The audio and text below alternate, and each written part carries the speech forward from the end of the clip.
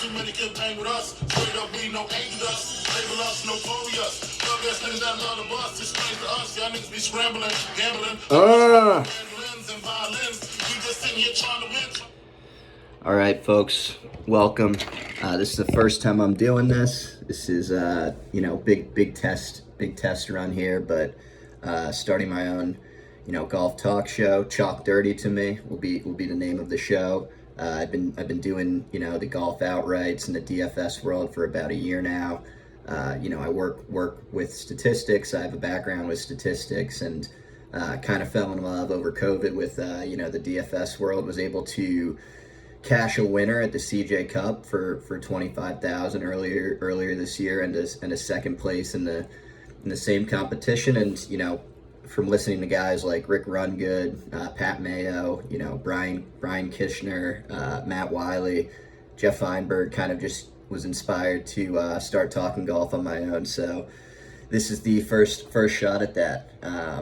And what a fucking week to have for the first time we're doing this at the Genesis Invitational. So, it's Wednesday now. I'm sure you guys have done your research for the most part, and are starting to look kind of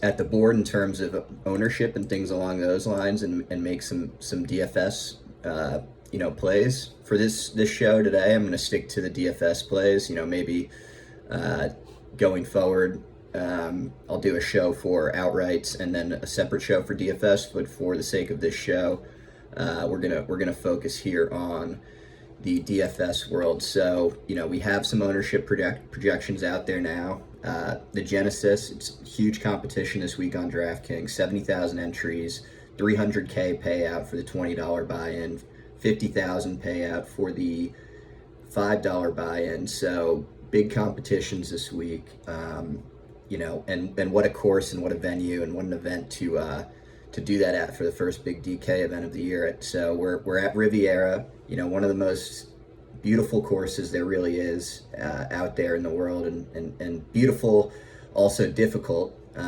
incredibly difficult course. It'll be one of the tougher courses these guys play all year, so something to keep in mind. It's not nearly as forgiving as a course. You can get up and down from the rough, but you don't want to be in the rough. Most players will end up in the rough though, because it's one of the toughest fairways to find on tour as well. So you want a guy who's good tee to green. You want a guy who's hopefully keeping it in the fairway, or if he's in the rough, is able to ball strike his way and get around the green to making par. I think that this week you're going to see a lot more 5 to 10 foot putts for par, whereas you normally see maybe 3 to 5 foot putts for par. I think that's just going to be kind of what we're seeing here because of the way the course will play. The greens are POA. The greens are, from what I understand, tougher POA than even normal POA. I think that there is POA at Pebble, and from what I've heard and what I've been researching, that the POA at Riviera is even more difficult than that at Pebble. So all things to consider. California event, I think it's the last event in California this year, probably the best field we've had all year. The top 10 guys in the world are here, and countless other names. So I'm going to stop wasting everybody's time and talk about kind of who I like, who the model that I built for this week liked, and what I incorporated in that model. So the model this week, typically I try to have some sort of formula with what I'm doing, and not vary too much. However, for golf, every week is different, and because of that, you have to incorporate different things into your model every week, or look at different things every week. Whether it's grass type, whether it's the distance of the course, whether it's the course, how it plays relative to par. Every week is different from one another, and it needs to be treated as such. However, there is a baseline that I like to kind of look at, for most tournaments, that I think has been successful, and that's just kind of a combination of what I'm sure a lot of people look at, off the tee, approach, around the green, putting. A lot of times I will even I'll I'll map the putting out, but then I'll look at what surface they're on, and I'll see what the plus minus is between those two surfaces, and I might bump a guy up in my model slightly higher based on the fact that they putt on that surface better than they do, you know, a normal surface. So there's a lot of things we can do to play around, you know, with the model each week, and I'll kind of go through that each week. This week I didn't go too crazy. You know, it's a tougher course. It's a beast of a course. I used weighted off the tee at, you know, about 10%, nothing too crazy. Weighted approach, 20%. Weighted around the green, 20% this week. Putting, 10%. And then I have a, you know, variety of different kind of things that I think are going to be important to look at this week. 200 plus yard shots, putts from 5 to 10, and putts from 10 to 15.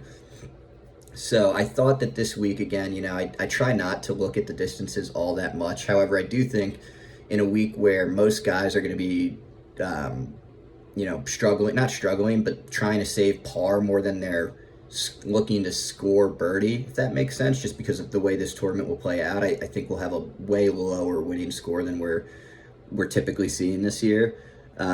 So all things to keep in mind, and basically what I got from the model, and I always run the model more than one way. I run it, you know, 48 rounds, 24 rounds, 12 rounds, 8 rounds, 4 rounds, and 1 round. And that probably makes me sound insane, but why I do that is I basically bring everything into a spreadsheet together, and that way I'm able to see, you know, not only who models out well, but how they're kind of trending in terms of, you know, okay, and, you know, maybe long term they modeled out incredibly well, near term they're playing like shit. Or maybe it's the opposite, right? Maybe long term they model out terribly, but the last, you know, 2 or 3 rounds they've played incredibly well. And by breaking it up and by modeling it out for each round and putting them next to each other and showing where they rank for each of those round sets, you're able to kind of see that trend in terms of timing. So I'll stop boring you with all of the, you know, statistics and all of that, and talk about, you know, who the model spit out this week,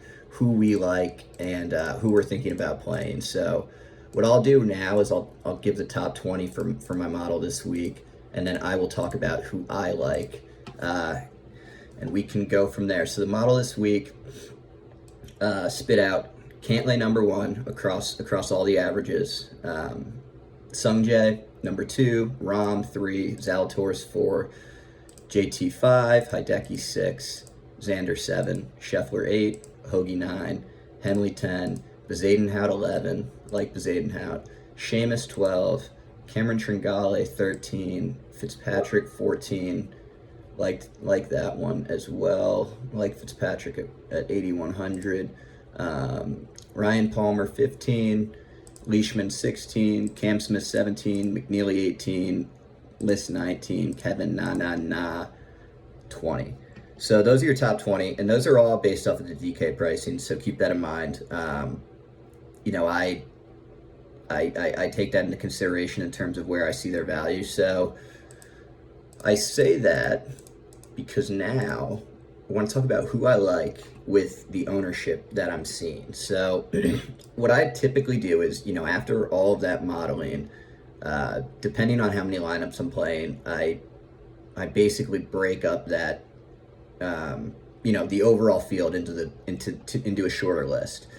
And then I narrow it down from there. And it sucks because there's so many guys I like in golf, and that's part of the reason why I like doing these lineups, because I'm able to get exposure to, you know, a bunch of guys rather than just one. But basically, the guys that I've narrowed it down to this week, and this is a combination of, you know, value, where the model put them, course history, you know, and then I'd also say just kind of ownership and who, you know, look, I mean, the model is great, but at the end of the day, some of these things are human decisions that we have to make that are some of the most important ones in terms of, you know, to basically eat the chalk or to fade it. So, which is why we called the show Chalk Dirty to me, because these are the most important decisions. So my list looks as followed. I'll talk through it real quick, and then I'll kind of talk through who the more obvious guys are and who I think, might be kind of more on the under the radar this week and a good DFS play because of that. So I'm going to play Rahm. I'm going to play Cantlay. I'm going to play Morikawa, right? I mean, I think those are the three best golfers in the world right now. And then I think it's everybody else. I think the stats for the most part tell you that. This week with Morikawa, maybe not because he's been overseas and people haven't seen him in that long. When he was back, the last time he was on the PGA Tour, he was on fire. I mean, the guy is just, it's hard to not fall in love with the guy. I mean, and not want to play him every single week. He's a winning machine. In terms of guys I've bet on, throughout my career, and put in lineups, he's definitely been, one of the more profitable guys, if not the most profitable since I've started doing this. So it doesn't model that well, but he's getting a 10,400 spot. Finished 48th here maybe last year. Let me just double check that. Finished 43rd here last year. Ball struck the fuck out of it and couldn't make a putt. Finished 26th the year before. And I think people are just forgetting about Colin a little bit. I have his initial projected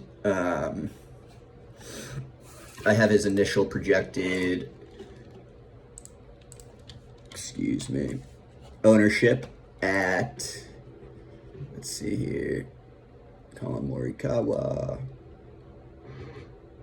14%, right? I mean, he's the number 2 golfer in the world. So there's 1, 2, 3, 4, 5, 6, 7, 8, 9, 10, 11, 12 guys getting played more than him, and he's the number 2 golfer in the world. It's also California. The guy seems to just fucking dominate in California. He's from California. He said he loves the Riviera before.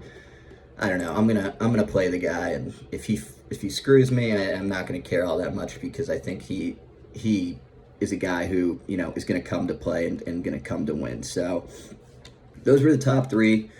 DJ. I don't think I'm gonna play Xander. I like Xander this week. The reason I'm not gonna play Xander is this will be the it's gonna fuck me, but whatever. I just like other names around him, and I think the other names around him have so much more win equity, right? I mean, Xander is incredible. He's incredibly consistent. He does so many things well, but he hasn't had that closing, speed. He hasn't had that closing power on the PGA Tour. I mean, he's won tournaments. He's won big tournaments. He's even won on the big PGA Tour, but it's been a long time since he's closed out a tournament on the PGA Tour. And I think with names like Rory, who is a guy who, he's just a course horse, man. He just plays his fucking courses well. And he plays his course well, right? I mean, he's got 3 top 20s, 2 of which are top 10s in his last 3 starts here. He seems to be, last 4 starts here. He seems to be right back. He's not, old Rory yet, but I'm telling you, he is right on the cusp. Him and DJ, watch out this year. You heard it here from me first. I would not be surprised to see them going on just absolute tears this year. I think that, they came on strong at the end of last year and are just world-class players and are going to show that to you this year. So, talked enough about them. Hideki 9-3, gotta play him. I mean, that's just a misprice, right? I mean, say what you want. I mean, there's other better guys in this field, maybe, but all things considered, you're looking at a guy who's finished top 10 here 2 out of the last 3 years he's played. He's arguably the hottest player in the world right now, and he continues to just seem to get disrespect from a pricing standpoint and an ownership standpoint. So I'm going to play that. I'm going to play him. I think he's an incredible value play this week. Cam Smith I'm going to play. Zalatoris, chalky, going to eat it. Fucking hate that, but I'm going to eat it. I'm going to fade Sung Jae, which is terrifying me, to be completely honest. He models out incredibly well here, but he's got 2 missed cuts in 2 starts here. And I just think in the 8K range, there are so many other guys who are playing not as well as he is, but if you factor in their course history, makes it so hard for me to get to Sung Jae. Bubba plays here incredibly well. Finau plays here incredibly well. Homa plays here incredibly well. All of these guys will be less owned than Sung Jae as well. So I get it. Look, I mean, Sung Jae is a guy. He'll make me eat my words. You know, it would be the least shocking thing if Sung Jae makes me eat my words. But I think I'm gonna stay away from him this week. Burns is another guy. Fucking A, I love this guy, but he's kind of just lost some form, and I could see him fucking biting me in the ass this week. He's on my short list.